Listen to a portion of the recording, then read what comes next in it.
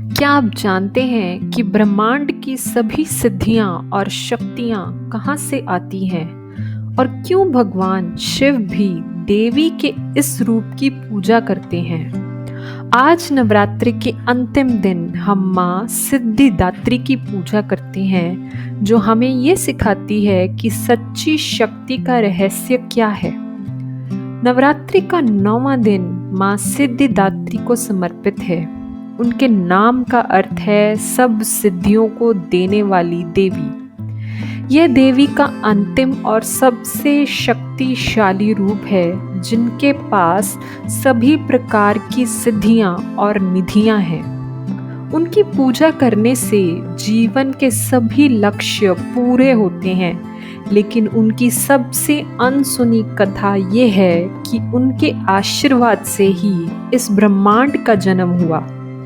सृष्टि की रचना से पहले चारों ओर केवल अंधकार और शून्य था। उस शून्य में सिर्फ आदि शक्ति निराकार रूप में मौजूद थी। अपनी इच्छा से उन्होंने एक हल्के से प्रकाश की किरण उत्पन्न की। उसी प्रकाश से उन्होंने सृष्टि के 3 प्रमुख देवों ब्रह्मा, विष्णु और महेश यानी कि शिव को उत्पन्न किया। इसके बाद देवी ने भगवान शिव की ओर देखा। उन्होंने भगवान शिव को ये निर्देश दिया कि यदि उन्हें ब्रह्मांड का कार्यभार संभालना है और अपनी सभी शक्तियां प्राप्त करनी है, तो उन्हें देवी की पूजा करनी होगी। भगवान शिव ने देवी की बात मानी और उनकी भक्ति में लीन हो गए। वे देवी की उपासना करने लगे, जिन्होंने उन्हें सभी 26 प्रकार की सिद्धियां प्रदान की।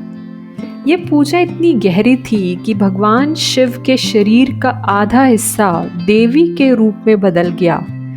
इसी वजह से भगवान शिव अर्धनारीश्वर कहलाए, जो शिव और शक्ति के पूर्ण मिलन का प्रतीक है। ये कथा हमें सिखाती है कि स्वयं भगवान शिव ने भी सिद्धियां और शक्तियां प्राप्त करने के लिए देवी सिद्धिदात्री की पूजा की थी। इसका अर्थ ये है कि ब्रह्मांड की हर छोटी बड़ी शक्ति का मूल स्तोत्र देवी ही है। माँ सिद्धिदात्री हमें यह भी सिखाती हैं कि जीवन के अंतिम पड़ाव पर हमें सभी सिद्धियों और ज्ञान को पीछे छोड़कर मोक्ष की प्राप्ति के लिए बढ़ना चाहिए।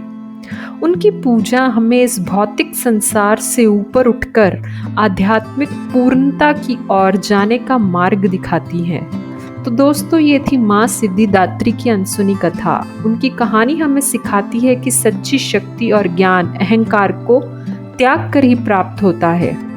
इसी के साथ नवरात्रि की ये पूरी यात्रा समाप्त होती है। हमें कमेंट्स में बताएं कि आपको इन 9 दिनों की कहानियों में सबसे अच्छी कहानी कौन सी लगी।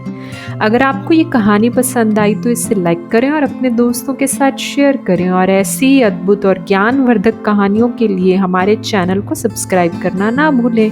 धन्यवाद।